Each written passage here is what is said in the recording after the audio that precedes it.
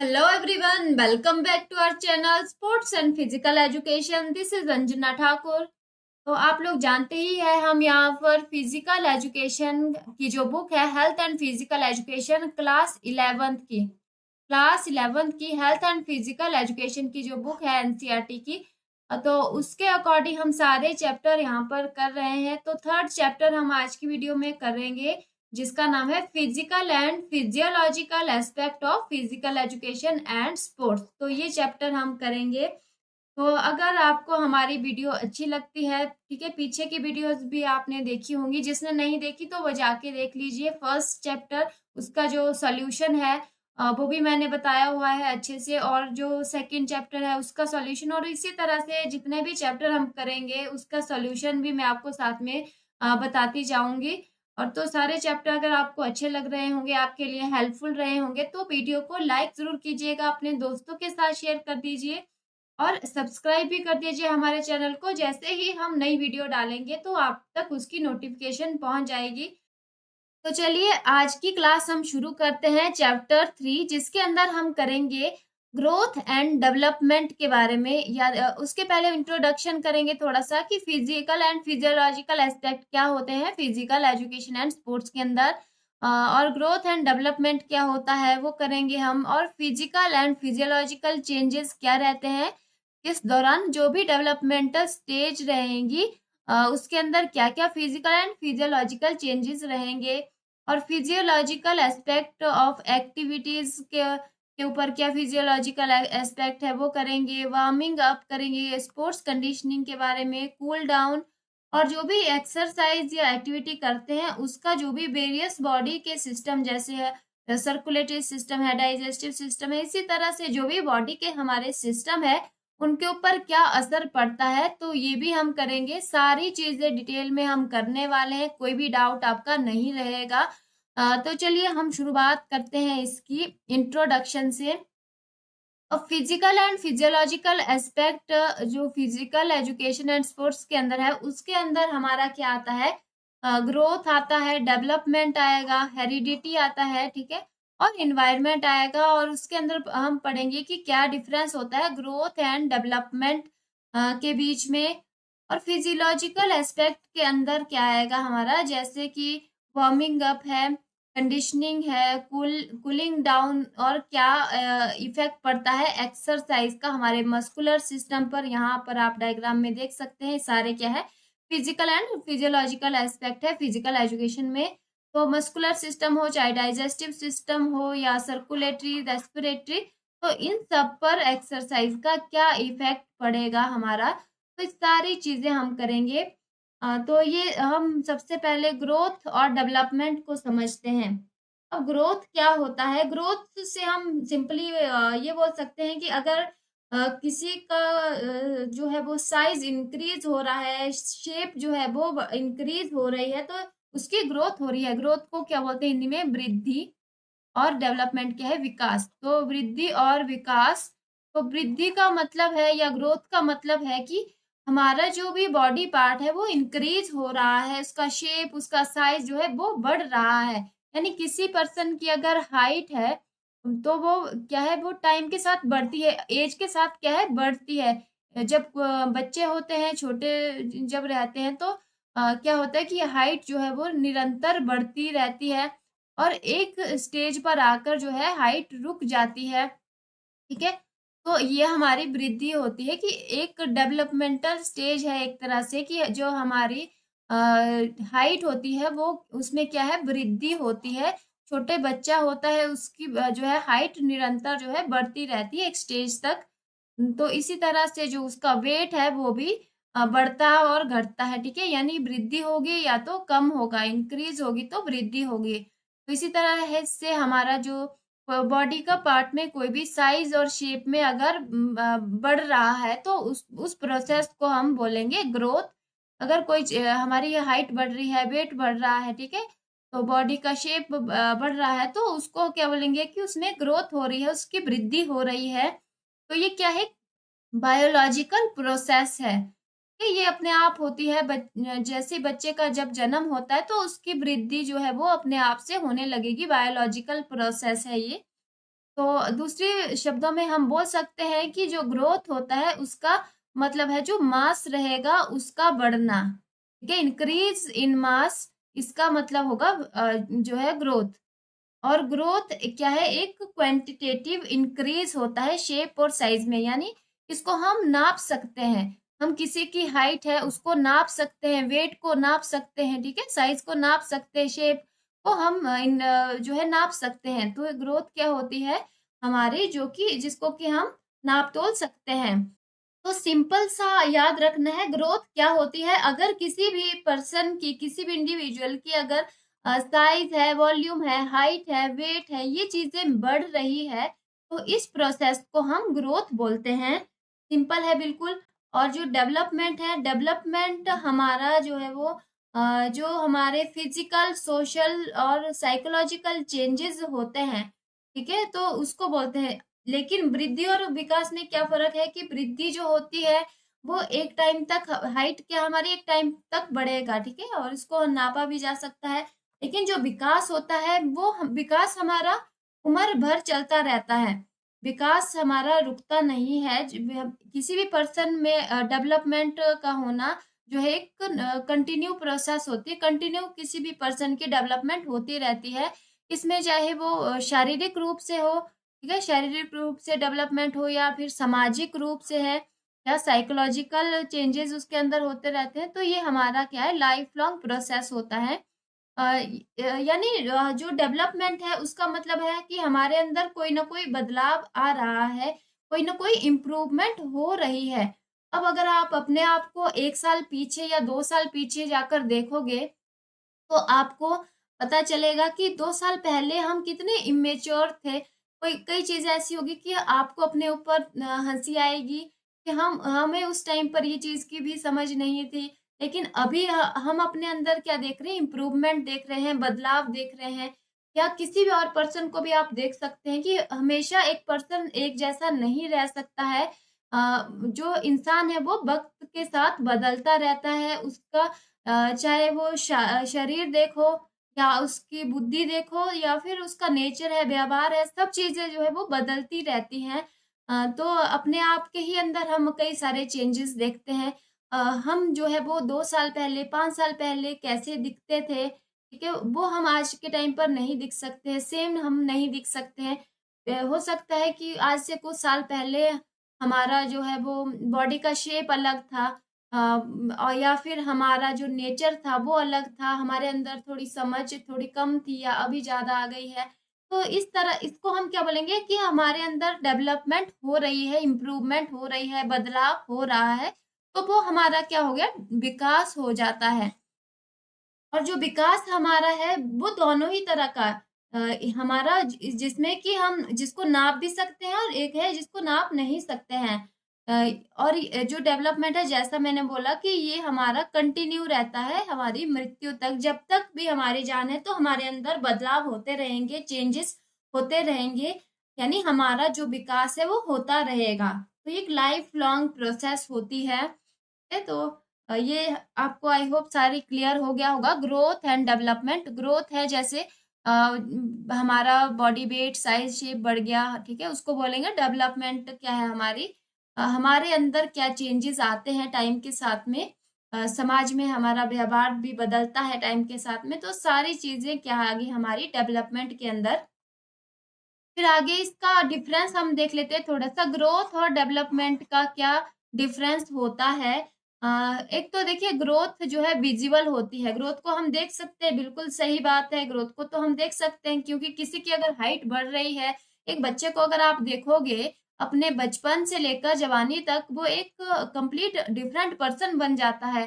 कई बार तो पहचान में भी नहीं आ जाता है, क्योंकि उसका मसल का भी ग्रोथ हो रहा है, बॉडी भी बनेगी, उसकी मसल भी बनेगी, उसकी हाइट भी बनेगी, उसका वेट भी बढ़ेगा, ठीक है। तो ये एक डिफरेंस जो है वो दिखाई देता है। और डेवलपमेंट क्या है, उसको ऑब्जर्व करना पड़ता है, ठीक है। एक सिंपली आप उस किसी को देख के नहीं बोल सकते कि इसका जो है इतना डेवलपमेंट हुआ है या नहीं हुआ है।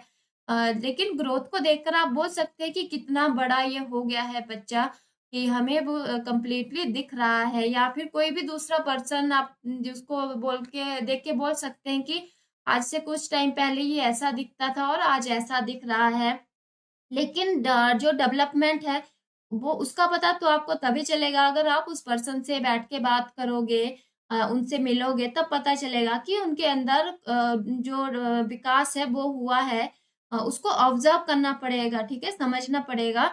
फिर ग्रोथ एक क्वांटिटेटिव है, ठीक है, जिसको हम क्वांटिटी में देख सकते हैं, उसको एक उसकी मात्रा हम बता सकते हैं, जिसको नापा जा सकता है। लेकिन डेवलपमेंट क्या है, वो दोनों ही तरह का होता है, क्वांटिटेटिव एंड क्वालिटेटिव दोनों ही होता है, ठीक है? यानी किसी के अंदर कितनी मैच्योरिटी आई है उसको हम कैसे मापेंगे, उसको हम नहीं माप सकते हैं। उसका सिर्फ हम पता लगा सकते हैं कि हम उसके अंदर कितनी क्वालिटीज आई हैं या नहीं आई है, कितनी उसकी जो है स्किल है वो बढ़ी है कितने टाइम में, उसको हम नहीं माप सकते। हाँ, कुछ जो चेंजेस हैं बॉडी में, फिजिकल जो चेंजेस है उसको हम माप भी सकते हैं। और ग्रोथ के अंदर क्या हमारी हाइट है, वेट है, साइज, शेप, बॉडी और जो भी ऑर्गन की डेवलपमेंट है वो सारी आते हैं। यानी ऑर्गन की जो इंक्रीज है या साइज बढ़ा है वो सारी चीज इसमें आएंगी। हाइट का बढ़ना, वेट का बढ़ना, साइज, शेप, ठीक है, बॉडी का बढ़ना, तो ये सारी चीजें आती हैं ग्रोथ के अंदर। और डेवलपमेंट में हमारे इसके साथ-साथ क्या आता है, जैसे फिजिकल चेंजेस हमारे आते हैं, और कॉग्निटिव यानी हमारी जो बुद्धि का विकास हुआ है, हमारी जो समझ है वो बढ़ी है, सोचने की क्षमता बढ़ी है, तर्क-वितर्क करने की क्षमता बढ़ी है, या फिर एक डिसीजन लेने की ताकत ज़्यादा बढ़ी है। जितने भी हमारे कॉग्निटिव एस्पेक्ट है वो चीज़ें बढ़ी हैं, तो हमारा विकास यानी हुआ है। और समाज में भी हमारा कैसा व्यवहार है, कैसी बातचीत है, कैसा हमारा एनवायरनमेंट है, तो वो भी हमारा किसके अंदर आ गया, डेवलपमेंट के अंदर आ गया। इमोशनल चेंजेस भी हमारे अंदर टाइम के साथ आते हैं, तो ये सारी चीज़ें इसमें इंक्लूड है, ठीक है। यानी फिजिकल चेंज तो के साथ साथ हमारा जो है मानसिक विकास भी हो रहा है, सामाजिक भी हो रहा है, भावनात्मक भी हो रहा है, तो हमारा डेवलपमेंट ये हो जाता है। और it is due to cell division. तो जो ग्रोथ होती है वो सेल डिवीजन की वजह से होती है। तो आपको पता है एक सेल हमारा जीवन की सबसे छोटी इकाई होती है, और ये हमारी स्ट्रक्चरल एंड फंक्शनल यूनिट होती है, ठीक है। एक सेल से ही हमारा जो निर्माण हुआ है, एक सेल मिलकर बहुत सारे सेल बनाते हैं, और फिर बहुत सारे सेल से मिलकर टिश्यू बनते हैं, फिर ऑर्गन बनते हैं, जिसकी वजह से क्या है, हमारी बॉडी के पार्ट्स बनते हैं। तो एक सेल से ही हमारा निर्माण हुआ है, ये हमारी जीवन की स्ट्रक्चरल एंड फंक्शनल यूनिट होती है। और सेल के डिवीजन से ही हमारी जो है वो ग्रोथ होती है। और जो विकास होता है वो हमारी mental process, motor and mental process की वजह से होती है। और उनके बीच में क्या हमारा कॉम्बिनेशन है, यानी कि जो हमारे जिस तरह से हम अपना दिमाग का यूज करते हैं, अपने दिमाग की एक्सरसाइज करते हैं, अपने दिमाग को स्ट्रेस फ्री रखते हैं, या जो भी हम अपने जो कॉग्निटिव फंक्शन को बढ़ाने के लिए चीजें करते हैं, उसकी वजह से हमारा और वक्त के साथ भी हमारा जो है वो कोऑर्डिनेशन बनता है हमारे दिमाग और शरीर का, तो उससे भी हमारा जो है विकास होता है। और जो ग्रोथ होती है वो लिमिटेड पीरियड के लिए होती है। अब एक टाइम पर जाकर जो है वो ग्रोथ ग्रोथ हमारी रुक जाती है। अब हाइट ही है, जैसे कि बच्चे की हाइट एक टाइम पर जाकर क्या है वो कांस्टेंट हो जाती है, रुक जाती है, उसके बाद जो है वो हाइट नहीं बढ़ती है, ठीक है। तो उसी तरह से हम बोल सकते हैं ग्रोथ क्या होती है, लिमिटेड टाइम के लिए होती है, लेकिन जबकि जो डेवलपमेंट है, विकास है, वो लाइफ लॉन्ग प्रोसेस है। पूरी जिंदगी हमारे अंदर कोई ना कोई चेंजेस आते रहते हैं, चाहे वो हमारी इमोशनल हो, कॉग्निटिव हो, या सोशल हो, ठीक है। तो किसी भी तरह से हमारे जो है अंदर विकास होता रहता है, बदलाव जो है आते रहते हैं पूरी जिंदगी।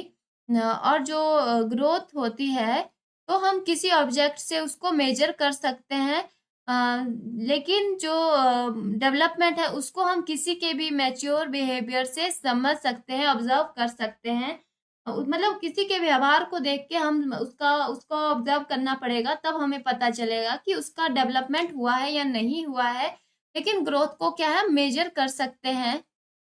अब जो ग्रोथ होती है उससे हमें किसी के बारे में सिर्फ एक एस्पेक्ट का पता चलता है, मतलब किसी की पर्सनैलिटी का सिर्फ एक ही एस्पेक्ट पता चलता है, यानी उसका जो बॉडी का स्ट्रक्चर है, शेप है, देखने में हम उनको बोल सकते हैं कि हाँ उसका वृद्धि जो है वो, यानी उसका ग्रोथ है वो अच्छा हुआ है। यानी हमें उसका सिर्फ बाहरी स्ट्रक्चर पता चलता है, एक ही एस्पेक्ट पता चलता है, जबकि डेवलपमेंट के अंदर सारे एस्पेक्ट आते हैं उसकी पर्सनैलिटी के।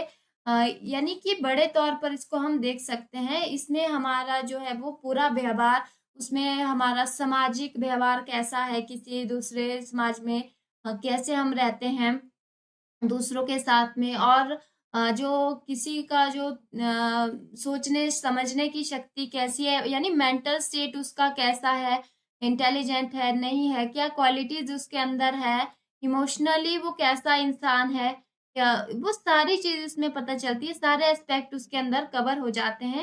यानी विकास एक इंसान को बड़े तौर पर पूरी तरह से समझ हम सकते हैं किसी भी इंसान को। लेकिन ग्रोथ का सिर्फ हम एक ही एस्पेक्ट को बोल सकते हैं। अब इसमें देखिए, growth can be measure and continue up to certain age of an individual. तो अगेन वही बात है, ग्रोथ को हम मेजर कर सकते हैं और ये सिर्फ एक सर्टेन एज तक कंटिन्यू रहती है। लेकिन जो डेवलपमेंट है वो लाइफ लॉन्ग प्रोसेस है और उसको मेजर करना भी डिफिकल्ट होता है। फिर है जो ग्रोथ होती है वो कहीं ना कहीं हेरिडिटी पर, जो वंशानुगत गुण होते हैं किसी भी के, यानी एक वंश से जो गुण आते हैं दूसरे वंश को, तो उस पर भी कहीं ना कहीं जो ग्रोथ है वो डिपेंड करती है। लेकिन जो डेवलपमेंट है ये जो इन्वायरमेंट के द्वारा इफेक्ट होती है, यानी कहीं पर किस तरह का वातावरण है, समाज किस तरह का है, लोग किस तरह का है, माहौल किस तरह का है, तो उस चीज पर किसी भी पर्सन की जो विकास है या डेवलपमेंट है वो डिपेंड करता है। यानी जो ग्रोथ होती है वो हेरिडिटी पर डिपेंड करती है और जो डेवलपमेंट है वो हमारा एनवायरनमेंट पर ज्यादा डिपेंड करता है। तो ये कुछ एक डिफरेंस हमारे हो गए ग्रोथ एंड डेवलपमेंट के। फिर उसके बाद हम करेंगे जो फैक्टर है वो कौन से ऐसे फैक्टर है जो ग्रोथ और डेवलपमेंट को अफेक्ट करते हैं। अब देखिए कुछ फैक्टर, जैसे कि हेरिडिटी है, यानी कि अपने वंश से क्या गुण वो लेकर आए हैं अपने साथ, तो ये चीजें भी किसी भी पर्सन के ग्रोथ और डेवलपमेंट को कहीं ना कहीं जो है इफेक्ट करती है। कहीं का इन्वायरमेंट है वो भी डिपेंड करता है। जेंडर क्या है, ठीक है, अब गर्ल है या बॉय है तो उनका जो है ग्रोथ डेवलपमेंट अलग रहेगा। किस तरह का न्यूट्रिशन वो ले रहे हैं उसके उसके ऊपर भी ग्रोथ और डेवलपमेंट डिपेंड करता है। एक्सरसाइज करते हैं नहीं करते हैं, किस तरह की एक्टिविटी करते हैं, क्या हार्मोन का लेवल किस तरीके का है, फिर है लर्निंग एंड रीएनफोर्समेंट है, पॉल्यूशन है, सोशियो इकोनॉमिक स्टेटस है। तो ये सारी चीजें क्या करती, इफेक्ट करती है ग्रोथ और डेवलपमेंट को। इनको हम एक एक करके समझेंगे। अब सबसे पहले है हेरिडिटी। हेरिडिटी भी एक बायोलॉजिकल प्रोसेस है, ठीक है, जो हमारे अंदर गुण आएंगे वो हमारे पेरेंट्स से, हमारे पिछले वंश से हमारे अंदर आते हैं। तो जो हमारी हाइट है या वेट है, स्ट्रक्चर है बॉडी का, कलर है बालों का या आंखों का कलर है, हमारी इंटेलिजेंस है, एप्टीट्यूड है, इंस्टिंक्ट है किसी भी चाइल्ड की, या ये सारे क्या है हमारे हेरिडिटी के द्वारा कहीं ना कहीं प्रभावित होते हैं। आपने देखा होगा कि हमारे जो हाइट होती है या बॉडी का कलर है, ठीक है, वो कहीं ना कहीं हमारे पेरेंट्स पे या हमारे ग्रैंड पेरेंट्स पे जाती है। अब किसी के पेरेंट्स अगर का कलर अगर ब्राउन है तो चाइल्ड का भी पॉसिबली जो है वो ब्राउन होता है। या हाइट अगर किसी के पेरेंट्स की, मदर की या फादर की, किसी की भी अगर ज्यादा है या कम है तो उसी हिसाब से बच्चे की भी हाइट होती है। आइस का कलर भी आपने देखा होगा खानदान पे जाता है, या हमारे ग्रैंड पेरेंट्स का या उनसे भी पहले का, अगर किसी का आई कलर अगर ब्लू है, ब्राउन है, तो उसी तरह का आई कलर हमारा होता है। इंटेलिजेंस का लेवल है, या इस तरह की चीजें क्या है हमारी हेरिडिटी के द्वारा कहीं ना कहीं इफेक्ट होती है। हालांकि ये नहीं बोल सकते कि पूरी तरह से हमारे पेरेंट्स पे ही होता है, लेकिन आपने देखा होगा किसी की शक्ल भी बिल्कुल अपने पेरेंट्स पे जाती है, तो कहीं ना कहीं ये चीजें हमारी हेरिडिटी पर के द्वारा जो है वो इन्फ्लुएंस होती है। फिर है इन्वायरमेंट। तो किस तरह के माहौल में हम रहते हैं, किस तरह के माहौल में हम बड़े होते हैं, ठीक है, कैसे माहौल में हम पलते हैं, वो सबसे ज्यादा जरूरी होता है, क्योंकि इन्वायरमेंट जो है वो सबसे ज्यादा इम्पोर्टेंट रोल प्ले करता है किसी भी ह्यूमन लाइफ में। ये सबसे ज्यादा जरूरी है, क्योंकि इन्वायरमेंट अच्छा होगा या माहौल अच्छा होगा, संगत अच्छी होगी, तो उसी तरह से हमारा डेवलपमेंट का लेवल होगा, ग्रोथ भी वैसी होगी। और सबसे पहले देखिए फिजिकल एनवायरनमेंट, यानी कि कहीं का जो एनवायरनमेंट है, वेदर कैसा है, क्लाइमेट कैसा है, या उसका सराउंडिंग कैसा है, ज्योग्राफिकल कंडीशन कैसी है, वहां पर ज्यादा ठंड पड़ती हो, ठीक है, या फिर बहुत ज्यादा गर्मी है, या फिर नॉर्मल टेम्परेचर रहता है। ये तो कई जगह पे आपने देखा होगा कि बहुत ज्यादा ठंड पड़ती है, या 6 महीने ठंड पड़ती है, या 2 महीने पड़ेगी। कई जगह बहुत ज्यादा गर्मी है, कई जगह तो बहुत ही लंबे समय तक गर्मी ही रहती है, ठीक है, उन्होंने कभी जो है वो बर्फ नहीं देखी होती है। तो इस तरीके से कहीं किसी भी जगह का जो इन्वायरमेंट है, ज्योग्राफिकल कंडीशन भी अगर आप बात करें कि अगर पहाड़ी इलाका है, मैदानी इलाका है, या फिर समुद्री इलाका है, तो उन सब का भी हमारी ग्रोथ और डेवलपमेंट पर असर पड़ता है। फिर है सोशल एनवायरनमेंट, यानी कि समाज और सोसाइटी कैसी है, वहाँ का कल्चर कैसा है, एजुकेशन कैसी है, ठीक है, ज्यादातर लोग पढ़े लिखे हैं या अनपढ़ है, या डेवलपिंग एरिया है, ठीक है, गांव का एरिया है या फिर शहर का एरिया है, वहाँ का कल्चर क्या है, क्या वैल्यूज है, वहाँ के लॉ, सोशल लॉ क्या है, कस्टम क्या है, ठीक है, वहाँ का एक दूसरे के साथ व्यवहार कैसा रहता है। तो आपने देखा होगा कि सब जगह का माहौल अलग अलग, शहरों में अगर आप जाओगे तो सभी का जो है वो एक अलग वातावरण रहता है, अलग सा माहौल रहता है। अगर आप बाहर से कहीं दूसरी जगह में जाओगे तो आपके साथ कैसा व्यवहार करते हैं, कैसा नहीं करते हैं, तो उससे उनकी सोशल वैल्यू भी पता चलती है। तो किसी जगह पे आप जैसा रहते हैं तो सभी जो है वो उसी तरह के बन जाते हैं। तो सोशल एनवायरनमेंट भी हमारा ग्रोथ एंड डेवलपमेंट को इफेक्ट करता है। फिर है फिजियोलॉजिकल एनवायरनमेंट, यानी कि किसी को किस तरह का एनवायरनमेंट मिला है, किसी का लव है, अफेक्शन, इमोशन, ठीक है, फ्रेंडशिप के अंदर क्या फीलिंग है, या भाईचारे की भावना है कहीं पर, यानी दोस्ती है, भाईचारा है, प्यार मोहब्बत है, इमोशंस को समझते हैं, तो इस तरह का अगर माहौल है तो ये हमारे जो ह्यूमन बॉन्ड है उसको मजबूत बनाता है एक दूसरे के अंदर। तो उससे भी हमारा विकास जो है वो प्रभावित होता है, विकास अच्छा बनेगा अगर हमारा ह्यूमन बॉन्ड अच्छा होता है तो। यानी कुल मिलाकर अगर हम बोलें कि एनवायरनमेंट, जो भी हमारी सराउंडिंग होती है, जहाँ पर इंसान रहता है, ठीक है, वहाँ का वातावरण कैसा है, वहाँ पर किस तरह की फैसिलिटी है, नहीं है, तो वो सारी चीजें डिपेंड करती हैं हमारी ग्रोथ और डेवलपमेंट के ऊपर। तो और जो इन्वायरमेंट है वो दो भागों में कैटेगराइज है, नेचुरल एंड सोशल, ठीक है, ये आपने जस्ट याद रखना है।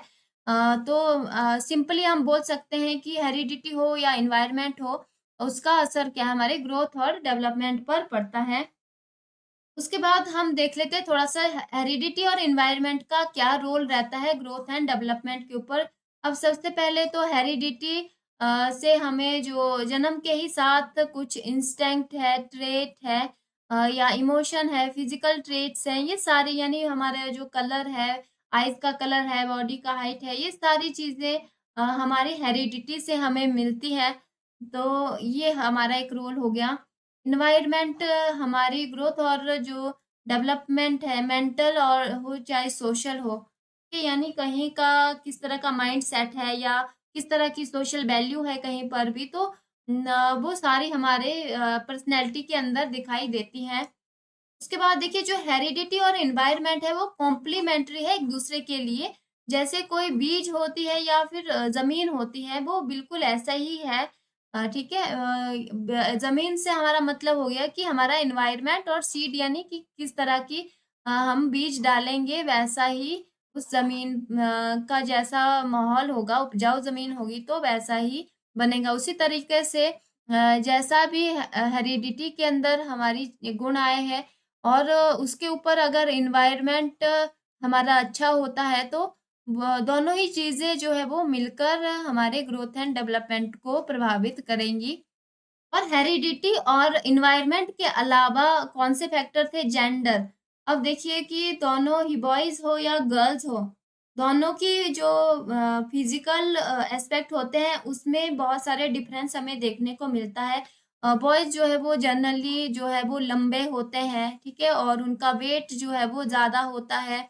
गर्ल्स का weight as compared to boys उनका कम रहता है, और जो वो कम हाइट भी उनकी कम होती है बॉयज के कंपैरिजन में। हाँ, कुछ एक जगह पर यहाँ अपवाद है कि कुछ गर्ल्स की हाइट जो है वो कुछ बॉयज से ज्यादा भी हो सकती है, लेकिन आमतौर पर जनरली यहाँ पर बात हो रही है कि आमतौर पर जो है बॉयज का वेट और हाइट जो है वो ज्यादा रहती है। और उसके अलावा जो बॉडी का कंपोजिशन है, जो स्ट्रक्चरल डिफरेंस है गर्ल्स और बॉयज का, वो भी अलग अलग रहता है। तो इस तरह से बोल सकते हैं कि जो विकास और वृद्धि है वो गर्ल्स और बॉयज में अलग अलग होती है, ठीक है। ये तो जेंडर भी एक फैक्टर होता है जो कि इफेक्ट करता है ग्रोथ और डेवलपमेंट को। फिर है न्यूट्रिशन। तो किसको कैसा न्यूट्रिशन मिल रहा है, कैसा पौष्टिक खाना उनको मिल रहा है, ठीक है, उस पर भी किसी भी इंसान का जो ग्रोथ है डेवलपमेंट है वो डिपेंड करता है। अगर किसी को यहाँ पर न्यूट्रिशन नहीं मिल रहा है, अच्छा पौष्टिक खाना नहीं मिल रहा है, तो उसकी जो है वो ग्रोथ कम रह जाएगी, हाइट कम रह जाएगा, बॉडी का वेट कम हो जाएगा, ठीक है, और उसका मानसिक जो विकास है वो भी कम हो जाएगा, उसमें भी कमी आ जाएगी। और किसी का अगर न्यूट्रिशन अच्छा है, अच्छा पौष्टिक खाना अगर वो खाते हैं, अच्छी आदतें उनके अंदर है खाने को लेकर, तो उनका जो है वो हर चीज अच्छी होगी, डेवलपमेंट अच्छा होगा, ग्रोथ भी अच्छा होगा। तो इस तरह से न्यूट्रिशन भी यहाँ पर ग्रोथ एंड डेवलपमेंट को इफेक्ट करता है। न्यूट्रिशन भी जो है वो बैलेंस में होना चाहिए, बहुत ज्यादा भी नहीं होना चाहिए, बहुत कम भी नहीं होना चाहिए, एक बैलेंस डाइट होनी चाहिए। तो न्यूट्रिशन इसमें हो गया। फिर है एक्सरसाइज। एक्सरसाइज भी पॉजिटिव इम्पैक्ट करता है ग्रोथ एंड डेवलपमेंट करने में किसी भी चिल्ड्रन की। अगर कोई फिजिकल एक्टिविटी में इन्वॉल्व होता है तो उसका जो है बॉडी का डेवलपमेंट बहुत अच्छा होता है, और कोई अगर नहीं करता है फिजिकल एक्टिविटी या एक्सरसाइज तो उसका डेवलपमेंट यहाँ पर अलग देखने को मिलता है। फिर आगे है हार्मोन। अब हार्मोन्स क्या होता है? ये कुछ केमिकल हमारी बॉडी के अंदर निकलता है, केमिकल पदार्थ हमारी बॉडी से निकलता है जो कि बॉडी के डिफरेंट फंक्शन को यहाँ पर कंट्रोल करता है। लगभग सारे बॉडी के फंक्शन सही तरीके से काम तभी करेंगे अगर ये हार्मोन का लेवल सही तरीके से हमारे बॉडी से निकलेगा। यानी ये हार्मोन अगर ज्यादा हो जाए तब भी दिक्कत करेगा, अगर कम हो जाए तब भी दिक्कत करेगा। ये एक बैलेंस में निकलना चाहिए, तभी जो है पूरा बॉडी हमारा सही तरीके से फंक्शन करेगा। तो ये जो हार्मोन होता है ये हम ग्लैंड से निकलता है। हमारी बॉडी के अंदर बहुत सारी ग्लैंड्स होती हैं, ठीक है, ग्रंथियां होती है जहां से ये हार्मोन निकलता है, और ये हमारे ग्रोथ और डेवलपमेंट को बहुत प्रभावित करता है। अगर ये हार्मोन सही तरीके से निकल जाता है तो ग्रोथ भी सही तरीके से होती है, डेवलपमेंट भी सही तरीके से होता है। अब बहुत सारी ग्लैंड है, जैसे पूरे बॉडी में हमारे बहुत सारी ग्लैंड्स होती हैं, जैसे दिमाग में होती है पिट्यूटरी ग्लैंड जो कि मास्टर ग्लैंड उसको बोला जाता है, जो कि पूरे बॉडी के फंक्शन को कंट्रोल करती है। सारी जो बाकी की ग्लैंड है उसके कंट्रोल में होती है, वो कुछ यहाँ पर हार्मोन निकालेगा और बाकी के ग्रंथियों को अपना सही काम करने के लिए बोलेगा।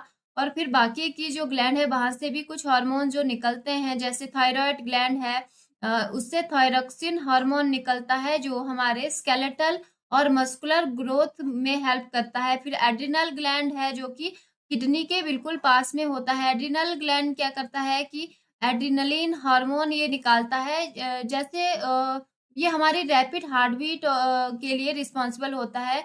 आप मान लीजिए जैसे अगर कोई रिजल्ट अगर आपका निकलने वाला है या एग्जाम से पहले हमें किस तरह का डर लगता है, हमारी हार्ट रेट बहुत बढ़ जाती है, ठीक है, बहुत अजीब सा डर हमें लगने लगता है, तो ये सारी चीजें कौन कंट्रोल करता है? हमारा एड्रिनलिन हार्मोन कंट्रोल करता है, ठीक है। एड्रिनलिन ग्लैंड से ये निकलता है जो कहाँ पर है? किडनी के पास। उसके अलावा हमारा गोनेड ग्लैंड होती है जो हमारे रिप्रोडक्टिव ग्लैंड ये रहती है, जो भी रिप्रोडक्टिव ऑर्गन्स होते हैं हमारे, उनके ग्रोथ में हेल्प करता है, ठीक है, उनकी डेवलपमेंट में हेल्प करता है। और इससे जो हार्मोन निकलते हैं, जैसे कि मेल का जो सेक्स हार्मोन होता है टेस्टोस्टेरोन, और जो फीमेल का मेन सेक्स हार्मोन होता है एस्ट्रोजन, तो इसके लिए इसकी जो सिक्रेशन भी कौन करता है, इन्हीं जो ग्लैंड से होता है, गोनैड ग्लैंड से होता है।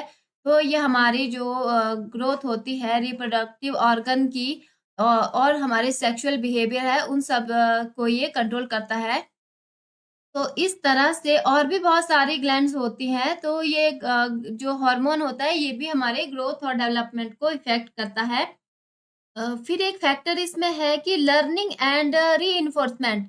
अब ये कैसे हमारे ग्रोथ एंड डेवलपमेंट को अफेक्ट करता है, क्योंकि अब देखिए अगर कोई सीखना ही नहीं चाहता, कोई सीखेगा ही नहीं किसी भी चीज को, तो उसके अंदर विकास कैसे होगा। यानी कि लर्निंग जो होती है किसी भी बच्चे के physical, mental, emotional, intellectual, social, ठीक है, और एटीट्यूडनल डेवलपमेंट के लिए बहुत जरूरी होता है, ठीक है, इन सबको करने में हेल्प करता है। चाहे शारीरिक विकास हो, मानसिक हो, भावनात्मक हो, या फिर दिमागी विकास हो, या सामाजिक हो, सभी तरह का जो भी विकास करना है, तो उसके लिए क्या है, लर्निंग की जरूरत होती है। और री इन्फोर्समेंट भी इम्पोर्टेंट फैक्टर होता है लर्निंग के लिए, और एक्सरसाइज और एक्टिविटी बहुत जरूरी होती है लर्निंग के लिए। फिर है पॉल्यूशन। तो पॉल्यूशन अगर जहां पर होगा तो वहां पर हेल्थ भी जो है वो अच्छी नहीं होगी, बीमारियां ज्यादा होगी। अगर कोई इंसान ज्यादा बीमार रहता है या उसकी हेल्थ अच्छी नहीं रहती है, तो उसका विकास और ग्रोथ भी अच्छा नहीं होता है। तो ये भी एक नेगेटिव इम्पैक्ट होता है ह्यूमन की ग्रोथ एंड डेवलपमेंट के लिए। उसके विपरीत अगर हम देखें, अगर पॉल्यूशन नहीं होता है, एनवायरमेंट अच्छा है, तो ग्रोथ और डेवलपमेंट भी किसी पर्सन की अच्छी ही होती है। फिर है सोशियो इकोनॉमिक स्टेटस, यानी किसी का जो स्टेटस है, वो सामाजिक हो या आर्थिक हो, वो कैसा स्टेटस है, ये भी डिपेंड, इस पे भी डिपेंड करता है किसी का ग्रोथ और डेवलपमेंट। अब किसी बच्चे को पूरी तरह से सभी तरह की फैसिलिटी मिलती है, उसकी हेल्थ से रिगार्डिंग है, या उसका न्यूट्रिशन से रिगार्डिंग है, ठीक है, यानी किसी का इकोनॉमिक स्टेटस इतना सही है कि वो सही तरीके से अपना जो फैसिलिटी है, जो मूलभूत आवश्यकताएं हैं, जैसे कि अच्छा खाना मिल रहा हो, अच्छा फैसिलिटी, उन्हें बेटर फैसिलिटी मिल रही है, ठीक है, और रेगुलर और न्यूट्रिशियस फूड उनको मिल रहा है, अच्छा स्लीप उनको मिल रहा है, एक्सरसाइज भी ठीक हो रहा है, तो उनका डेवलपमेंट का लेवल भी एज कंपेयर टू बढ़िया ही होगा। और उनका जो सोशल स्टेटस है वो भी डिपेंड करता है, यानी कि अगर कोई इस अवस्था में है कि अब अपने बच्चों को या अच्छे से फैसिलिटी दे पा रहे हैं, सभी जो आवश्यक जरूरतें हैं, अच्छा बैलेंस डाइट दे रहे हैं, अच्छा स्लीप उनको मिल रहा है, रेगुलर खाना, एक्सरसाइज, सब चीजें हैं उनके लिए, तो ये सारी चीजें उनका विकास में हेल्प करेगी, ग्रोथ में हेल्प करेगी। और इसके विपरीत जहां पर जो स्टेटस इकोनॉमिक हो चाहे सामाजिक हो, ठीक है, जहाँ का एनवायरनमेंट ऐसा, कोई सोसाइटी है जो गरीबी रेखा से नीचे है, उनको अच्छा खाना भी नहीं मिल रहा है, वो ऐसे एरिया में उनके पेरेंट्स काम कर रहे हैं और ऐसे एरिया में रह रहे हैं जहाँ पर पोल्यूशन भी ज्यादा है, जहाँ पर साफ सफाई का भी ध्यान नहीं रखा जाता है, क्योंकि वो अच्छी चीजें अफोर्ड नहीं कर पा रहे हैं, तो ऐसी जगह में उन्हें रहना पड़ रहा है। तो उनके बच्चों का जो हेल्थ का लेवल है या ग्रोथ का लेवल है वो भी कम होगा, या उन्हें खाने के लिए पौष्टिक खाना ही नहीं मिल रहा हो, ठीक है, उतनी फैसिलिटी नहीं मिल रही, एजुकेशन वैसी नहीं मिल रही है, स्लीप अच्छा नहीं मिल रहा है, या कई बच्चे काम भी करने जाते हैं अपने स्कूल के बाद हो, या फिर कई स्कूल भी नहीं जाते हैं, तो वहां पर वृद्धि और विकास का दर अच्छा कैसे हो सकता है, तो वहां पर विकास और वृद्धि भी कम ही होगी। तो ये चीजें भी सारी जितनी भी हमने पढ़ी, सारी क्या करती है, इफेक्ट करती है वृद्धि और विकास में। फिर नेक्स्ट हम पढ़ेंगे physical and physiological changes during developmental stage. अब डेवलपमेंटल स्टेज के अंदर क्या क्या फिजिकल और फिजियोलॉजिकल चेंज होते हैं वो हम पढ़ेंगे। अब सबसे पहले तो डेवलपमेंटल स्टेज क्या होता है। अब हमारे विकास की कुछ अवस्थाएं होती है जो कि हमारे बचपन से लेकर बड़े होने तक जो भी हमारा विकास कुछ अवस्था में या कुछ स्टेजेस में जो होता है वो उसको बताया गया है। अब सबसे पहले अर्ली चाइल्डहुड मान लीजिए, ठीक है, हमारे एज के अकॉर्डिंग कुछ स्टेजेस बनाई गई हैं। जैसे अर्ली चाइल्डहुड के अंदर जो भी ग्रोथ और डेवलपमेंट है वो सबसे ज्यादा होता है। यानी जो बच्चा 0 से लेकर 3 ईयर तक का बच्चा है तो वो उनका ग्रोथ है सबसे ज्यादा देखा गया है। यानी उनका जो हाइट वेट है वो सबसे तेजी से बढ़ता है। जो बच्चा जन्म से लेकर 3 साल तक के बच्चे में बहुत तेज ग्रोथ दिखाई देती है। हाँ, तो लगभग 3 साल का जो बच्चा होता है वो बहुत सारी स्किल को यहाँ पर सीख लेता है, ठीक है। उसका जो ब्रेन का विकास भी लगभग बहुत अच्छा होता है। तो 3 साल का बच्चा बहुत सारी स्किल में मास्टरी सीख लेता है, जैसे कि बैठना, उठना, ठीक है, टॉयलेट ट्रेनिंग, तो और खाना अपने आप से खाना, स्क्रबिंग, ठीक है, ये सारी चीजें जो है, बहुत सारी चीजें वो अपने आप सीख जाता है। अपने हाथों का कोऑर्डिनेशन, अपने आंखों का कोऑर्डिनेशन, हाथों का कोऑर्डिनेशन, ठीक है, थ्रो करना, कैच करना, ये सारी चीजें वो सीख जाता है 3 साल तक की उम्र में। और जो 3 साल के बीच से लेकर 5 साल तक के बीच में है, तो यहाँ पर जो बच्चा है वो और भी बहुत तेजी से ग्रो करना जारी रखता है। और जो बहुत सारी मोटर स्किल यहाँ पर वो अच्छे से सीख जाता है। और फिर 5 साल की उम्र तक ज्यादातर बच्चे, मोस्ट जो बच्चे होते हैं वो बहुत अच्छा कंट्रोल सीख लेते हैं, जैसे पेंसिल है या फिर सीजर है, इन सब चीजों को वो इन पर उनका कंट्रोल, मोटर कंट्रोल जो है वो अच्छा होता है। यानी जो 5 साल का तक की एज का बच्चा रहेगा वो अपने आप में बहुत ज्यादा चीजें सीख जाता है, अपने हाथ पांव का कंट्रोल बच्चे से सीख जाता है।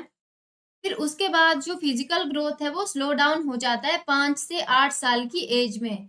यानी 0 से 3 साल सबसे ज्यादा ग्रोथ होगा। उसके बाद भी ग्रोथ का लेवल ठीक ही होता है, अच्छा होता है। 5 साल तक के बच्चा काफी ज्यादा ग्रो करता है, काफी चीजें वो सीख जाता है अच्छे से, उनका हाथ पांव का मोटर स्किल अच्छी बन जाती है, जैसे पेंसिल को पकड़ना, कैंची को चलाना, ये सारी चीजें वो सीख जाता है।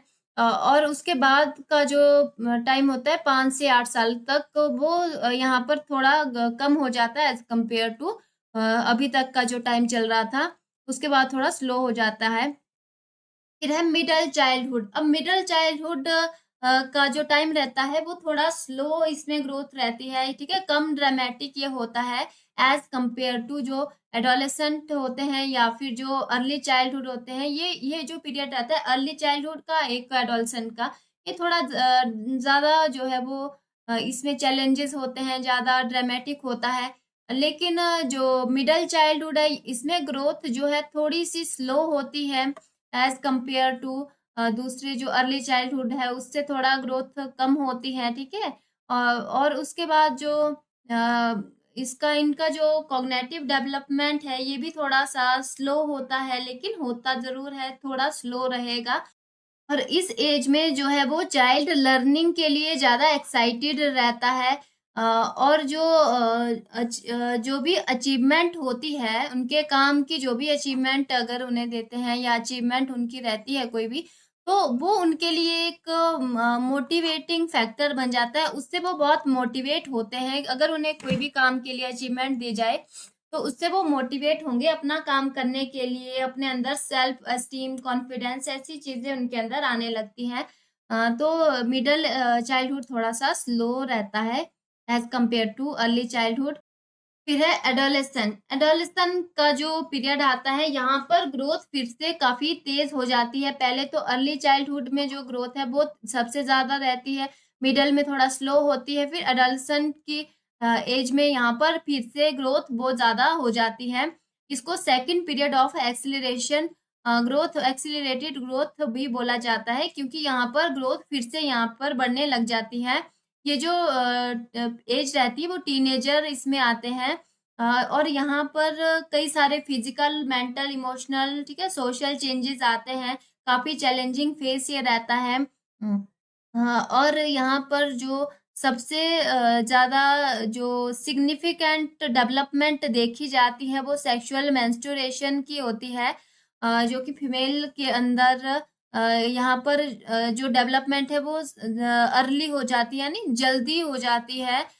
जो फीमेल होती है वो 13 की एज में यहाँ पर मैच्योर हो जाती है, यानी उनकी जो मेंस्ट्रुएशन साइकिल है वो स्टार्ट हो जाती है अबाउट द एज ऑफ 13। तो 13 की एज में उन्हें मैच्योर वो हो जाती है। और जबकि मेल जो रहते हैं उनका जो उनको मैच्योर माना जाता है एज ऑफ 15। तो उनकी डेवलपमेंट यहाँ पर थोड़ी कम स्लो होती है एज कम्पेयर टू फीमेल। तो फीमेल जो है वो ज़्यादा जल्दी मैच्योर होती है और मेल जो है थोड़ा लेट मैच्योर होते हैं।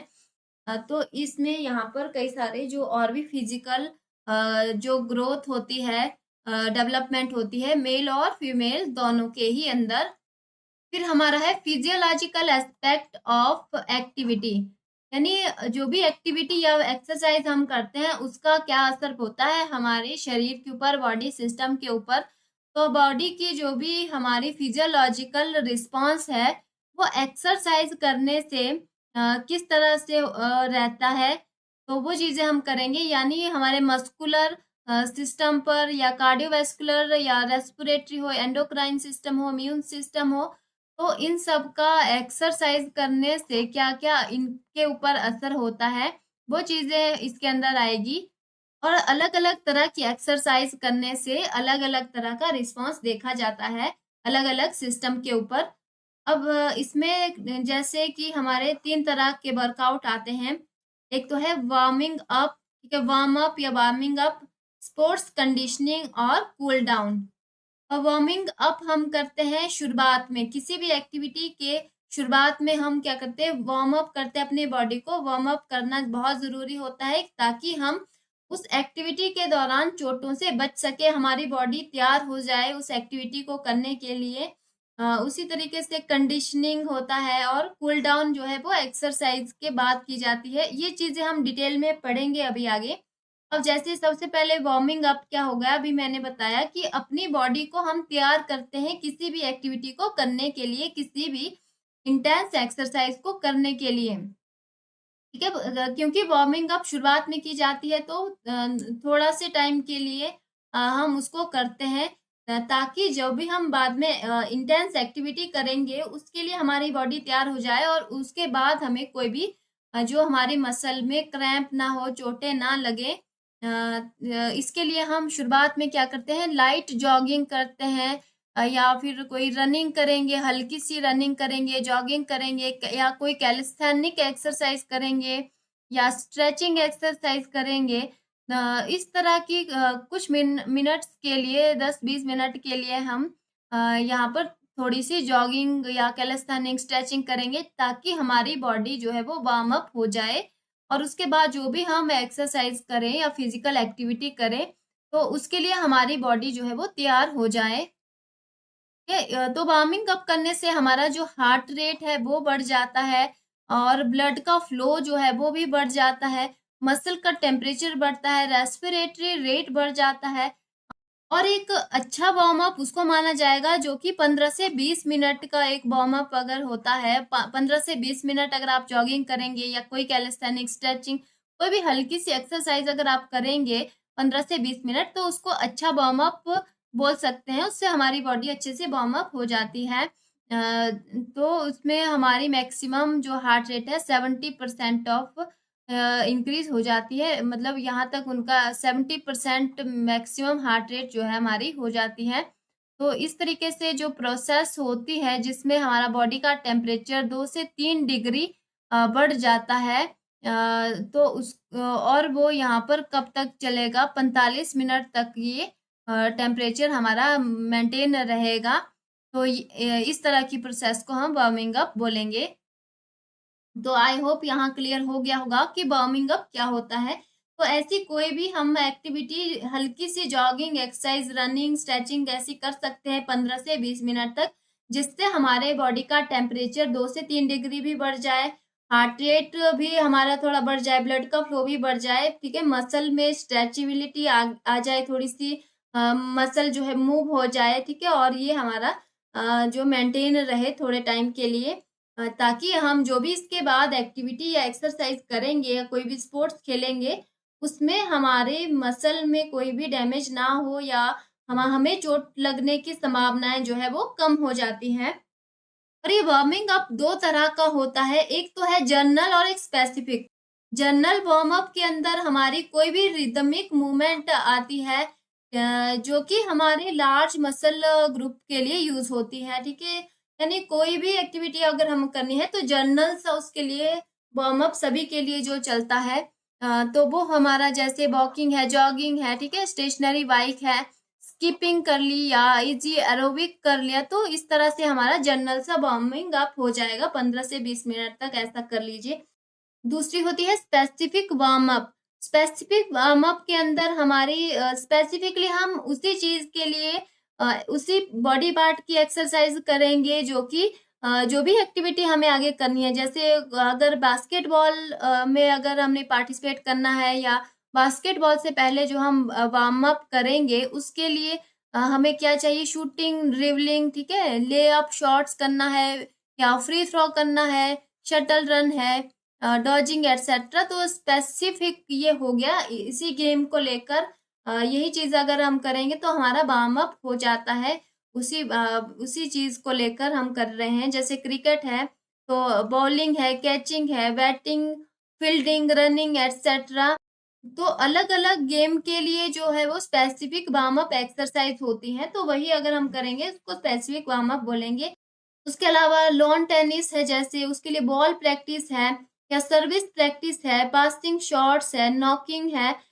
तो उस शॉट पुट के लिए standing throw, putting the shot with both hand, ठीक है, दोनों ही हाथों से शॉट को या फेंकना है। ग्लाइडिंग प्रैक्टिस है, ठीक है, चाहे वो शॉट के साथ हो या शॉट के बिना हो, तो इस तरीके से वार्म अप किया जाता है शुरुआत में। और shifting the shot from left hand to right hand, ठीक है, अपने शॉट को राइट हैंड से लेफ्ट हैंड में, लेफ्ट हैंड से राइट हैंड में शिफ्ट करना हो, तो इस ऐसी प्रैक्टिस करनी है शुरुआत में, ठीक है। टाइम भी दिया जाता है कई गेम्स में शुरुआत में करने के लिए। हाँ, और फिर है हॉकी में जैसे ड्रिबलिंग, रोटेशन ऑफ स्टिक है, शॉर्ट पास है, long hit, scoop, stopping the ball with stick et cetera, इस तरह की एक्टिविटी। और वेट लिफ्टिंग में warming up, rowing, high pull, snatch, squat, shoulder shrug, good morning exercise et cetera. तो ये कुछ स्पेसिफिक एक्सरसाइज है, डिफरेंट गेम की अलग अलग रहती हैं, तो अगर उनको ही करते हैं तो ये स्पेसिफिक वार्म अप हो गया। जनरल सा हमारा हो गया जो सभी के लिए चलेगा, हमारा वॉकिंग, जॉगिंग, ठीक है, स्किपिंग, एरोबिक एक्सरसाइज, स्ट्रेचिंग होगी। फिर वार्मिंग अप के क्या क्या मेथड होते हैं, तो बहुत सारे वेरियस मेथड जो है वो वार्मिंग अप के अलग अलग गेम और स्पोर्ट्स के लिए होते हैं। जो मोस्ट कॉमन है एक्सरसाइज होती है, मोस्ट कॉमन तो एक्सरसाइज रहती है जैसे वॉकिंग, जॉगिंग, रनिंग, ठीक है, वेंडिंग, स्ट्रेचिंग एक्सरसाइज है। तो इस तरह की जो है वो सारी वार्म अप एक्सरसाइज है, ठीक है। फिर है मसाज, तो कुछ जो है वो मसाज भी करते हैं अपने मसल की। तो मसल की मसाज करना भी एक अच्छा इफेक्टिव मेथड होता है वार्मिंग अप के लिए। मसल टोन उससे अच्छा बनता है। और उसके अलावा जो लैक्टिक एसिड बनता है, ठीक है, जब हम ज्यादा थक जाते हैं तो हमारे लैक्टिक एसिड मसल में बनता है, तो इसका ये भी रिमूव हो जाता है। मसाज इसको रिमूव करने में हेल्प करता है और रिकवरी करने में हेल्प करता है मसल को, और थकान दूर करता है। और जो माइनर इंजरीज होती हैं वो भी इससे हील हो जाती हैं। तो मसाज भी एक अच्छा मेथड होता है। उसके बाद है हॉट वाटर बाथ। तो गर्म पानी से अगर नहा लेते हैं तो इससे भी हमारी बॉडी को रिलैक्स होता है, थकान जाती है, बॉडी की रिकवरी होती है, मसल टोन अच्छा होता है। और हमारी बॉडी जो है वो आगे एक्सरसाइज एक्टिविटी के लिए तैयार होती है।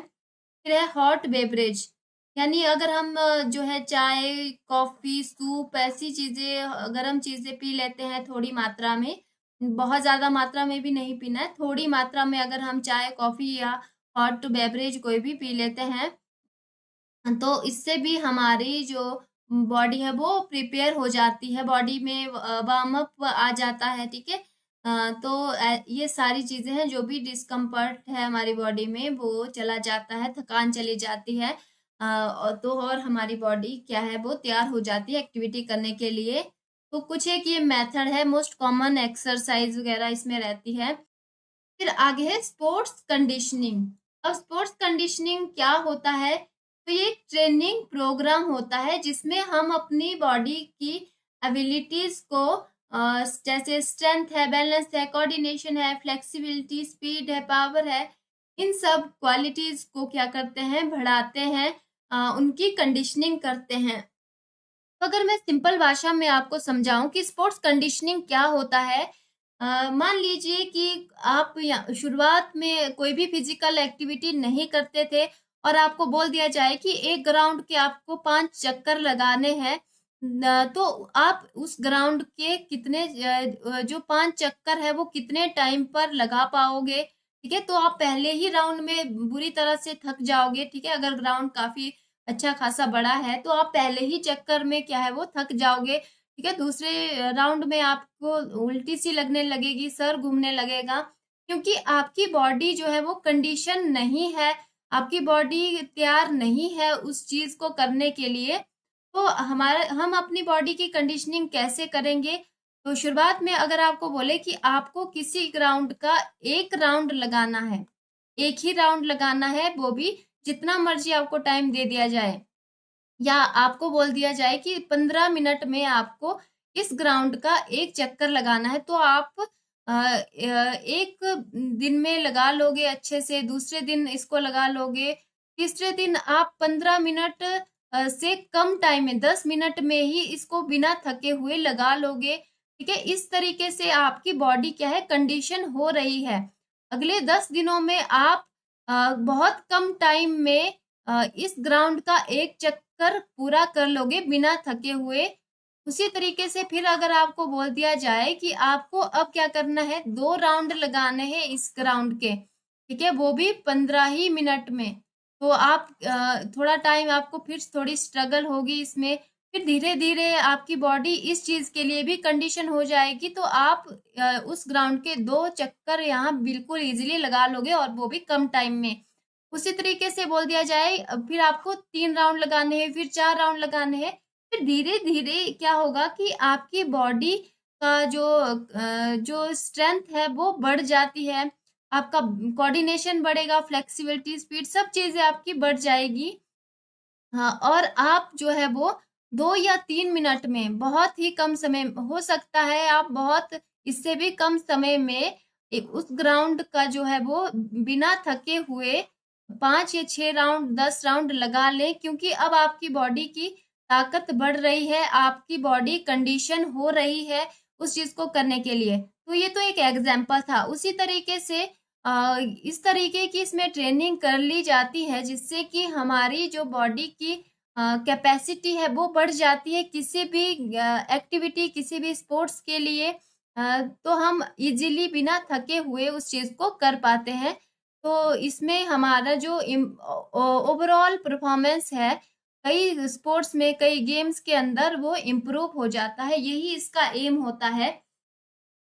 क्योंकि अगर आप कंपेयर करें किसी स्पोर्ट्स पर्सन को और अपने आप को, तो उनमें और आप में जो बॉडी का उनका स्ट्रेंथ होता है उसमें बहुत फर्क होगा, क्योंकि वो अपनी बॉडी की कंडीशनिंग करते हैं, उसके लिए वो बहुत सारी एक्सरसाइज करते हैं, एक्टिविटी करते हैं, ताकि उनकी मसल की strength, balance, coordination, flexibility, speed, power ये सारी बढ़ जाए।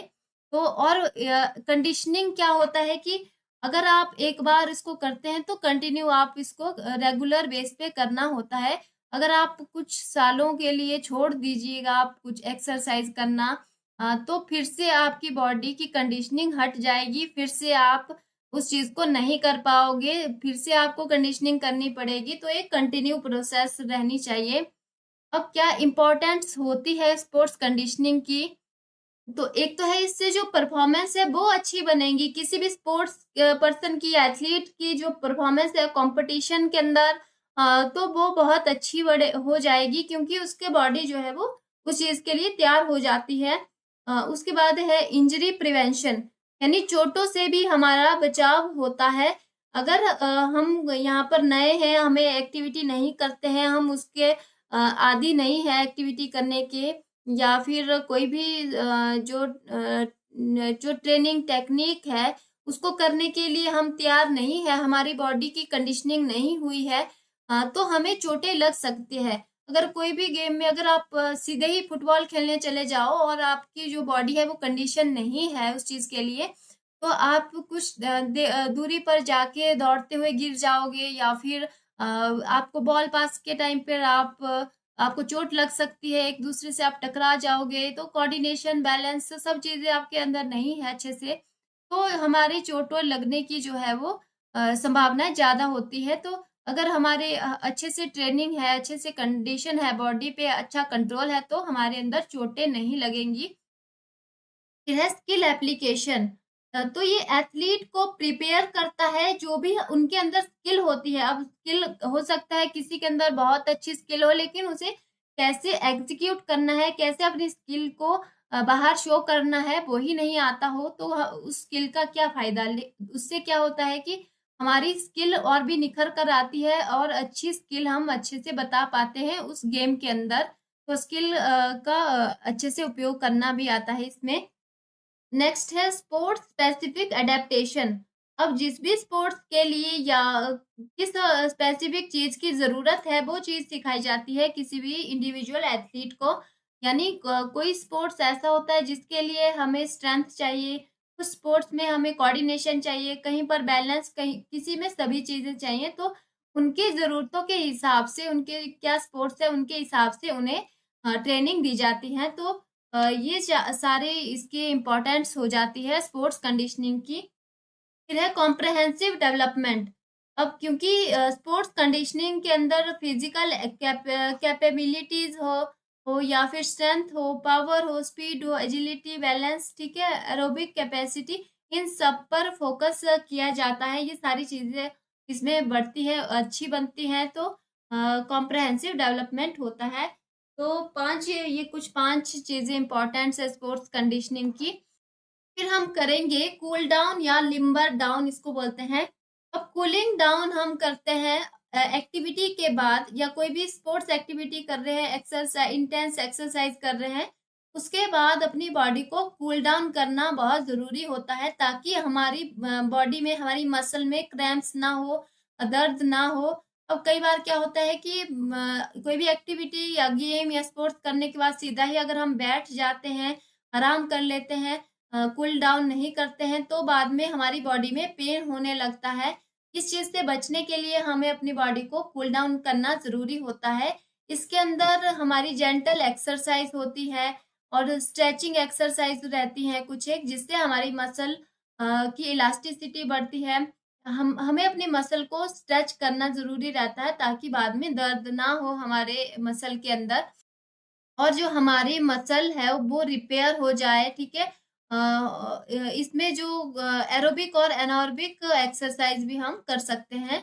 तो इस तरह की कुछ एक जेंटल एक्सरसाइज, स्ट्रेचिंग एक्सरसाइज करके हम अपनी बॉडी की मसल को यहाँ पर क्रैम्प होने से बचा सकते हैं, और आगे के लिए भी अपने बॉडी को तैयार कर सकते हैं एक्टिविटी के लिए। तो इफेक्ट क्या होते हैं कूल डाउन के, इससे हमारी जो हार्ट रेट है या ब्रीदिंग है वो वापस हमारी रेस्टिंग लेवल में आने लगता है, नॉर्मल लेवल में आने लगता है। अब एक्टिविटी के दौरान वार्मिंग अप में हम अपनी हार्ट रेट को बढ़ाते हैं, फिर अब कुछ एक्टिविटी करते हैं, तो हमारा हार्ट रेट क्या है, फिर बढ़ा हुआ रहता है। फिर धीरे धीरे उसको हम हार्ट रेट को अपने नॉर्मल स्थिति में लेकर आते हैं कूल डाउन के द्वारा। और इससे हमें क्या होता है, जैसे कई बार बेहोश होना या कोई डिजीनेस की फीलिंग हमें होने लगती है, कोई इंटेंस एक्सरसाइज के दौरान कई बार हमें डिजीनेस की या फेंटिंग, ऐसी चीजें हमारे साथ होने लगती हैं, ठीक है। इस ऐसी चीजों से बचने के लिए कूल डाउन करना भी जो है वो जरूरी होता है। और हमारी बॉडी में जो भी लैक्टिक एसिड बना होता है उसको रिमूव करने में हेल्प मिलती है कूलिंग डाउन से। फिर उसके अलावा जो मसल होती है वो अगली एक्सरसाइज के लिए, नेक्स्ट सेशन के लिए भी तैयार होती है, नेक्स्ट डे के लिए या अगले कुछ दिनों के लिए भी हमारी बॉडी जो है प्रिपेयर होती है। फिर नेक्स्ट है effect of exercise on cardiovascular system. Cardiovascular system पर एक्सरसाइज का क्या प्रभाव पड़ता है, ये चीजें हैं इसमें करेंगे हम। अब कार्डियोवैस्कुलर सिस्टम क्या होता है, जैसे हमारा हार्ट का सिस्टम है या ब्लड वेसल है, ब्लड है, इन सब चीजों पर क्या असर पड़ता है रेगुलर एक्सरसाइज अगर हम करते हैं तो। अब सबसे पहले हार्ट रेट को देखते हैं कि हार्ट रेट पर क्या असर पड़ता है एक्सरसाइज का।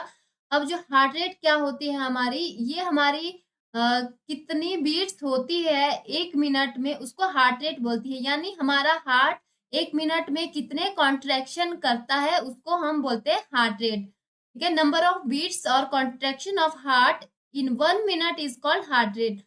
और जो हार्ट का कॉन्ट्रैक्शन है वो 60 से 80 बीट पर मिनट होता है। और नॉर्मली ये माना जाता है कि 72 बीट पर मिनट जो नॉर्मल हार्ट रेट रहता है किसी भी पर्सन का, 72 बीट पर मिनट एवरेज रहता है ये नॉर्मल हार्ट रेट। तो एक्सरसाइज के दौरान जो हार्ट रेट है वो बढ़ जाता है 140 से 180 बीट पर मिनट तक हार्ट रेट बढ़ जाता है। और ये जो इंक्रीज होता है ये डिपेंड करता है कि एक्सरसाइज किस लेवल का है, कितना इंटेंस एक्सरसाइज है, तो इस पे डिपेंड करता है। तो एक्सरसाइज करने से हार्ट रेट क्या है, बढ़ जाता है। फिर है स्ट्रोक वॉल्यूम। स्ट्रोक वॉल्यूम क्या होता है कि एक हार्ट बीट, हर एक हार्ट बीट में जितना ब्लड हमारे हार्ट के द्वारा, जो वेंट्रिकल है यानी हार्ट का ही चैम्बर है वेंट्रिकल, यानी हार्ट के द्वारा हर एक हार्ट बीट में जितना ब्लड पंप किया जाता है उसको स्ट्रोक वॉल्यूम बोला जाता है। तो रेस्ट की स्थिति में, अगर आराम की स्थिति में जो स्ट्रोक वॉल्यूम होता है वो अराउंड 70 ml पर बीट होता है मेल के अंदर, और 50 ml पर बीट होता है फीमेल के अंदर। और एक्सरसाइज के दौरान जो है वो स्ट्रोक वॉल्यूम भी बढ़ जाता है। फिर है कार्डिक आउटपुट। कार्डिक आउटपुट क्या होता है कि जितना भी अमाउंट हमारा, जितना भी ब्लड पंप किया जाता है हमारे हार्ट के द्वारा एक मिनट में, उसको कार्डिक आउटपुट बोला जाता है। तो कार्डिक आउटपुट भी इंक्रीज होता है हमारे एक्सरसाइज के बढ़ने से। यानी कार्डिक आउटपुट हमारा होता है heart rate into stroke volume. ठीक है, heart rate into stroke volume हमारा कार्डिक आउटपुट होता है। कार्डिक आउटपुट बढ़ जाएगा तो हमारे यानी एक्सरसाइज करेंगे तो कार्डिक आउटपुट भी हमारा बढ़ जाएगा। फिर है कार्डिक हाइपरट्रॉफी। कार्डिक हाइपरट्रॉफी को एथलीट हार्ट भी बोला जाता है, यानी जो हमारा हार्ट का साइज है वो बढ़ जाता है डेली। अगर कोई एक्सरसाइज हम करते हैं उसकी वजह से उसका जो हार्ट रहता है वो इंक्रीज हो जाता है, उसका साइज जो है वो बढ़ जाता है। फिर है ब्लड वॉल्यूम। तो जो बॉडी के अंदर ब्लड रहता है वो हमारा 5 से 6 लीटर ब्लड हमारी बॉडी के अंदर, एक एडल्ट के अंदर रहता है 5 से 6 लीटर ब्लड, जो कि हमारे पूरे वेट का 1/3 होता है। टोटल बॉडी का 1/3 जो वेट रहता है हमारे ब्लड का रहता है। और जो एक्सरसाइज का क्या इफेक्ट पड़ता है ब्लड वॉल्यूम के ऊपर, तो ये डिपेंड करता है, वेरी करता है। ठीक है, अलग अलग रहता है। किस पे डिपेंड करता है, जो भी हमारी एक्टिविटी या एक्सरसाइज होगी उसकी इंटेंसिटी पे, किस तरह की एक्सरसाइज कर रहे हैं उस तरीके से जो ब्लड का वॉल्यूम है वो घटता बढ़ता है, अलग अलग रहेगा। तो जो इंड्योरेंस ट्रेनिंग रहती है उसकी वजह से जो रेस्टिंग ब्लड वॉल्यूम है वो बढ़ जाता है 8% तक, और प्लाज्मा वॉल्यूम जो बढ़ जाता है 12% तक, किसकी वजह से, इंड्योरेंस ट्रेनिंग की वजह से। और इस प्रोसेस को हम हीमोडाइल्यूशन बोलते हैं। इस हीमोडाइल्यूशन यानी जिसकी वजह से जो ब्लड रेस्टिंग ब्लड वॉल्यूम है वो बढ़ जाता है, इंक्रीज हो जाता है। तो ब्लड वॉल्यूम भी एक्सरसाइज की वजह से बढ़ जाता है। और इसके अलावा इंड्योरेंस ट्रेनिंग की वजह से जो ब्लड वेसल है उसका साइज भी यहाँ पर बढ़ जाता है। तो ये सारे इफेक्ट पड़ेंगे हमारे कार्डियोवैस्कुलर सिस्टम पर, हमारे हार्ट, ब्लड वेसल, ठीक है, इन सब पे। फिर आगे है रेस्पिरेटरी सिस्टम पर क्या असर पड़ता है एक्सरसाइज का। रेस्पिरेटरी सिस्टम हमारा सिंपल है कि हम सांस अंदर लेते हैं और बाहर छोड़ते हैं, ऑक्सीजन अंदर लेते हैं और कार्बन डाइऑक्साइड बाहर छोड़ते हैं। और एक्सरसाइज करने से क्या चीजें होती हैं, टाइडल वॉल्यूम जो है वो उस पे क्या फर्क पड़ता है। अब टाइडल वॉल्यूम क्या होता है? टाइडल वॉल्यूम होता है कि जो हम सांस अंदर लेते हैं, ठीक है, जो हवा हम अंदर लेते हैं और बाहर छोड़ते हैं, एक एक ब्रेथ में, एक सांस में हम कितनी हवा अंदर लेते हैं, कितनी हवा बाहर छोड़ते हैं, उसको बोलते हैं टाइडल वॉल्यूम। और आराम की स्थिति में रेस्ट के टाइम पर ये अराउंड 500 ml होती है और एक्सरसाइज के टाइम पर इंक्रीज हो जाती है, ठीक है। और एक्सरसाइज के दौरान दौरान ये क्या होती है, मैक्सिमम होती है, इंक्रीज होती है 5 से 6 टाइम ज्यादा होती है, ठीक है। और तो टाइडल वॉल्यूम क्या है, बढ़ जाता है। दूसरा है रेस्पिरेटरी रेट। तो रेस्पिरेटरी रेट भी यहाँ पर बढ़ जाता है। रेस्पिरेटरी रेट भी हमारा जो है ब्रीथ रेट हो गया, ब्रीदिंग रेट हो गया, या ब्रीदिंग फ्रीक्वेंसी बोलते हैं हम इसको, कि यानी सांस हम कितना ले रहे, क्या फ्रीक्वेंसी में ले रहे हैं, क्या रेट में ले रहे हैं, यानी कि नंबर ऑफ ब्रेथ 1 मिनट में कितना होता है, 1 मिनट में हम कितनी सांस लेते हैं, उसको हम बोलेंगे रेस्पिरेटरी रेट। और आराम की स्थिति में 15 से 20 पर मिनट हम सांस लेते हैं और एक्सरसाइज के दौरान पर इंक्रीज होकर 2 से 3 टाइम जो है वो ये बढ़ जाती है। तो रेस्पिरेटरी रेट भी बढ़ जाता है। मिनट वेंटिलेशन और प्लमनरी वेंटिलेशन, यानी कॉमनली अगर हम इसको बोलें कि ये हमारी सांस लेने की प्रोसेस होती है, लंग्स की, जो लंग्स के अंदर जो हम सांस लेते हैं या बाहर छोड़ते हैं, उस प्रोसेस को हम बोलते हैं, ठीक है। लंग्स के अंदर जब सांस जाती है या लंग्स से सांस बाहर जाती है, इस प्रोसेस को हम बोलेंगे मिनट वेंटिलेशन या फिर प्लमनरी वेंटिलेशन। तो प्लमनरी वेंटिलेशन भी हमारा इंक्रीज होता है एक्सरसाइज के दौरान। और जो प्लमनरी वेंटिलेशन है चेंज होता है बॉडी की साइज के अकॉर्डिंग। और जो महिलाओं के अंदर ये छोटा रहता है, ठीक है, प्लमनरी वेंटिलेशन, और मेल्स के अंदर ये थोड़ा बड़ा रहता है। तो फीमेल के अंदर स्मॉलर होता है। बॉडी की चेंजेस की वजह से भी ये साइज इसका जो है चेंज रहता है। अदरवाइज जो है वो इंक्रीज होता है ये एक्सरसाइज के दौरान। तो प्लमनरी वेंटिलेशन हमारा tidal volume into respiratory rate ही होता है। तो रेस्ट के दौरान जो है वो ये 8 लीटर पर मिनट होता है। उसके बाद है प्लमनरी डिफ्यूजिंग कैपेसिटी। तो प्लमनरी डिफ्यूजिंग कैपेसिटी क्या होती है, ये हमारा गैस का डिफ्यूजन होता है एल्वोलाई और लंग्स के बीच में, ठीक है। लंग्स, एल्वोलाई हमारे लंग्स के ही अंदर होता है, जहां पर हमारा कार्बन डाइऑक्साइड और ऑक्सीजन का आदान प्रदान होता है। तो यहाँ पर जो गैस का डिफ्यूजन का जो रेट होता है एल्वोलाई और लंग के बीच में, और एंड जो ब्लड होता है हमारी लंग्स कैपिलरी के अंदर, उसको प्लमनरी डिफ्यूजन कैपेसिटी बोला जाता है। तो सिंपली अगर मैं बोलूं कि हम जब सांस लेते हैं, हमारे लंग्स में सांस जाती है, तो वहां पर लंग्स के अंदर क्या होता है, एल्वोलाई, एल्वोलाई में जो गैस का डिफ्यूजन होता है, ठीक है, गैस का जो डिफ्यूजन एल्वोलाई के अंदर होता है, और जो ब्लड हमारे लंग की कैपिलरी में होता है, लंग्स की कैपिलरी के अंदर जो ब्लड रहता है, उसको हम बोलते हैं प्लमनरी डिफ्यूजन कैपेसिटी। और एक्सरसाइज के दौरान प्लमनरी डिफ्यूजिंग कैपेसिटी ऑक्सीजन के लिए वो है इंक्रीज हो जाती है। तो सिंपली आपने याद रखना है प्लमनरी डिफ्यूजिंग कैपेसिटी भी इसमें इंक्रीज हो जाती है एक्सरसाइज करने की वजह से। फिर है हाइपर वेंटिलेशन। तो हाइपर वेंटिलेशन क्या होता है, जो ब्रीदिंग की वजह से जो हमारा टाइडल वॉल्यूम है वो बढ़ जाता है, या फिर जो रेस्पिरेटरी रेट है वो बढ़ जाता है, या दोनों ही अगर बढ़ जाते हैं उसको हम हाइपर वेंटिलेशन बोलते हैं। तो हाइपर वेंटिलेशन क्या हो गया कि टाइडल वॉल्यूम अगर बढ़ जाता है या हमारा रेस्पिरेटरी रेट बढ़ जाते हैं, उसको हाइपर वेंटिलेशन बोलते हैं। फिर है टोटल लंग कैपेसिटी।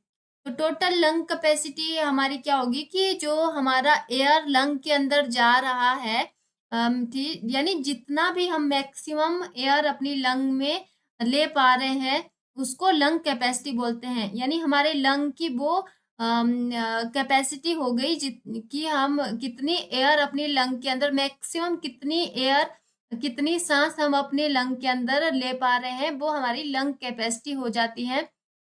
तो एक्सरसाइज के दौरान जो टोटल लंग कैपेसिटी है वो स्लाइटली डिक्रीज हो जाती है। अगर सिंपली बोलूं तो अगर हम एक बार में जोर से सांस खींच के सांस अगर लेते हैं तो हमारे लंग में मैक्सिमम कितनी एयर आती है, कितनी मैक्सिमम कैपेसिटी हमारी लंग की है, वो हमारी टोटल लंग कैपेसिटी हो जाती है।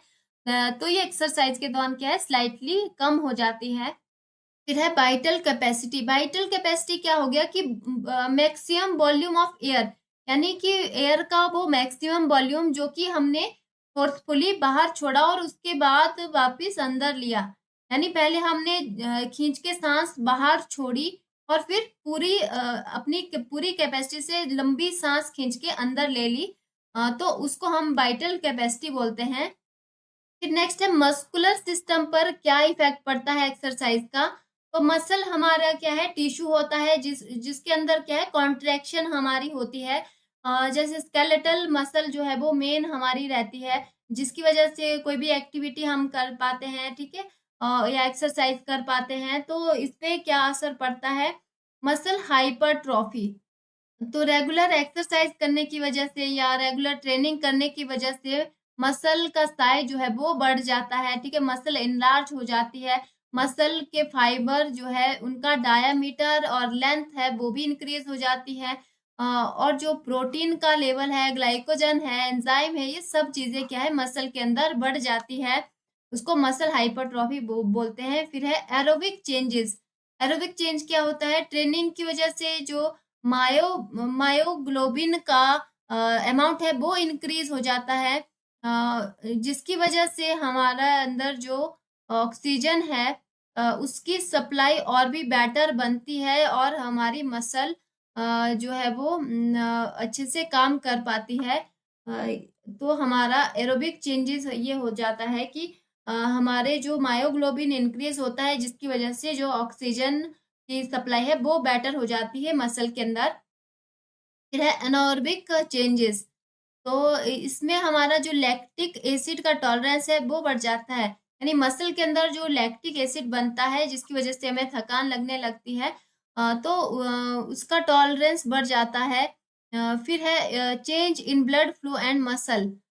तो मसल के अंदर जो ब्लड का फ्लो है वो भी अच्छा हो जाता है, ठीक है, और मसल हमारी स्ट्रांग बनती है।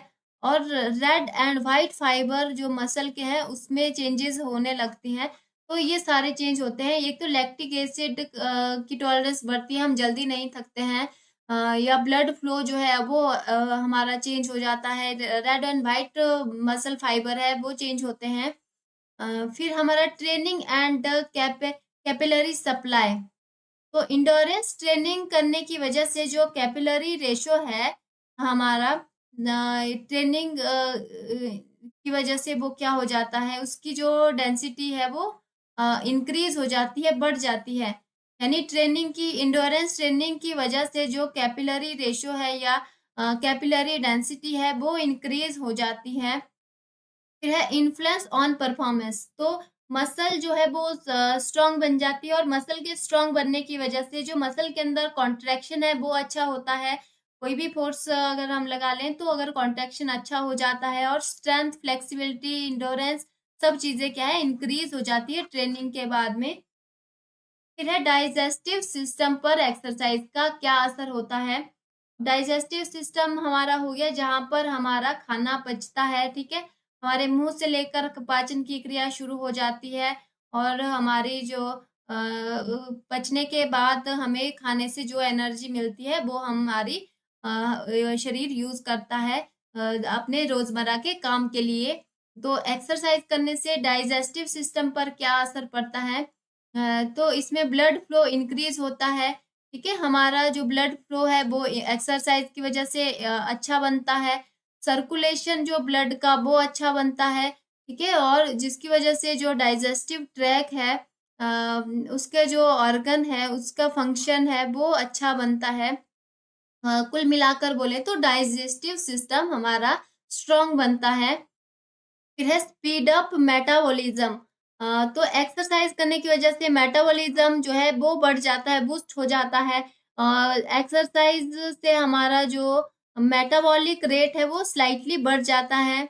और मेटाबॉलिज्म एक ऐसी प्रोसेस होती है जहाँ पर जो फूड होता है वो हमारी एनर्जी में कन्वर्ट हो जाता है, यानी हमें जो एनर्जी है वो जल्दी मिल जाती है। Prevent constipation.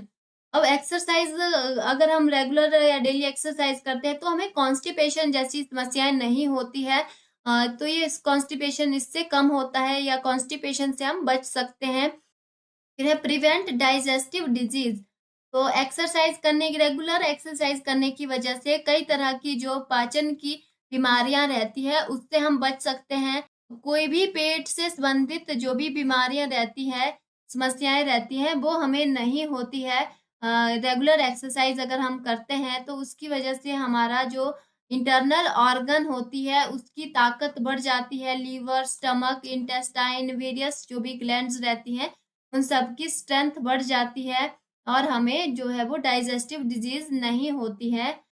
तो ये था कुछ एक सिस्टम के ऊपर एक्सरसाइज का क्या क्या इफेक्ट पड़ता है। तो यहीं पर ये चैप्टर भी कंप्लीट हो जाता है। आई होप सारी चीजें आपको क्लियर हो गई होंगी। कोई भी डाउट या क्वेरीज आपकी रहती है तो आप मुझसे सोशल मीडिया पर जुड़ सकते हैं। इन सब का लिंक आपको वीडियो के ही डिस्क्रिप्शन में मिल जाएगा। और वीडियो अच्छा लगा तो वीडियो को एक लाइक जरूर कीजिएगा, चैनल को सब्सक्राइब कर दीजिए, नोटिफिकेशन बेल आइकन को भी प्रेस कर दीजिए ताकि आने वाली सारी नई वीडियो की अपडेट आप तक पहुंचती रहे। तो नेक्स्ट वीडियो के अंदर हम इस चैप्टर का सॉल्यूशन करेंगे, यानी क्या क्या क्वेश्चन आंसर है, ट्रू फॉल्स है या फिल इन द ब्लैंक्स है, वो सारी चीजें हम करेंगे नेक्स्ट वीडियो के अंदर। तो मिलते हैं नेक्स्ट वीडियो के अंदर। This is Anjana Thakur signing off.